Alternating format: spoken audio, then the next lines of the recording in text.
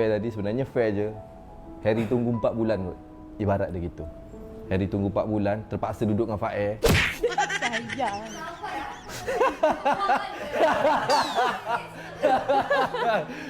Sekali je mu cakap dengan aku cakap kali ke mu? Okey?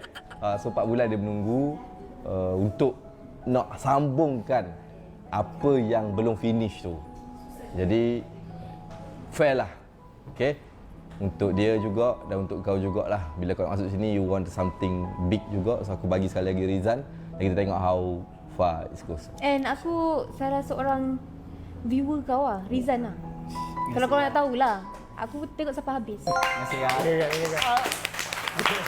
Okay, jadi inilah dia. Welcome back, Rizan!